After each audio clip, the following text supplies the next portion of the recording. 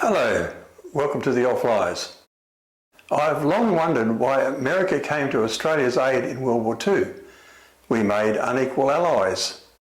World War II in the Pacific started with sudden Japanese attacks and victories in Malaya, Hong Kong, Manila and Singapore, followed by invasion of many Pacific islands and then the north coast of New Guinea. The United States forces in the Philippines had surrendered in May 1942. Then the unthinkable. Darwin was bombed on the 19th of February 1942. Was this the prelude to invasion of Australia? Australia appealed to Great Britain, the mother country, for help. Great Britain was desperately fighting Germany, Italy and Japan and was in no position to help. In fact, many Australian military were fighting for the British Empire 17,000 kilometres from home, and desperate efforts were made to recall them. The outlook was bleak for Australia. Why then would the United States come to Australia's aid? We didn't buy military equipment from the US, we bought British. Yet, when General Douglas MacArthur fled the Philippines, he did not head for America, but south to Brisbane, Australia. He came with 100,000 US servicemen, and by war's end, 1 million American servicemen and women had passed through Australia. MacArthur saw Australia for what it was, an aircraft carrier, a base he could launch assaults from in the push to retake the Pacific, and in particular, the Philippines. Initially, US troops were seen as saviours, but as the Pacific War dragged on, they became more tolerated than welcome. And by the end of the war with Japan, the withdrawal of US forces from Australia was regarded with relief. The saying was, oversexed, overpaid and over here. The Japanese advance had been stalled but not stopped. Midway and the Coral Sea battles brought us naval parity. Guadalcanal and the Kokoda track through the Owen Stanleys checked the forward momentum of enemy infantry. More important, the Japanese were out of gas literally as well as figuratively. They had spent their best troops and were learning the agony of supplying armies across oceans.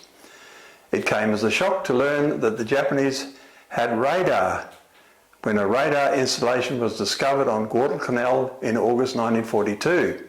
Radar Countermeasures, or RCM, operations were then set up at a number of sites, with one at the 380th Bomber Group at Fenton Air Base in the Northern Territory of Australia. Although located inland from Darwin, Fenton was bombed on at least 7 occasions in 1943. RCM staff did not report directly to their host bombardment group, but directly to MacArthur's headquarters in Brisbane. Such was the secrecy and importance of their work. B-24s fitted with RCM jamming accompanied large raids to protect the fleet.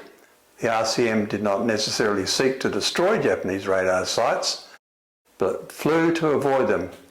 And in the case of the B-24's Juarez Whistle and Shady Lady, those radar sites were used to aid navigation on their long missions. The hardship of life at Fenton seemed to provide harmony between the Americans and the Australians, although there was envy of the better food and pay that the Yanks were receiving. When MacArthur formally signed the Japanese unconditional surrender aboard the USS Missouri on September 2, 1945, General Sir Thomas Bellamy represented the Commonwealth of Australia. Not bad for a man who rose from the ranks as a regular soldier in 1906. The alliance between America and Australia was formalised later by the ANZUS Security Treaty in 1951. In 1954, the creation of the Southeast Asian Treaty Organisation included the ANZUS powers, as well as Britain, France, the Philippines, Thailand and Pakistan. Curiously, only 2 of these 8 are actually in Asia. Now, Australia buys American military hardware and installations at Pine Gap, Darwin, Exmouth, Carnarvon and Parkes attest to our shared effort with them. We aren't the Australia of 1939. We are a welcoming, multicultural society that embraces an envious lifestyle with freedoms hard won in conflict. that we hope never again to experience. Thank you for watching.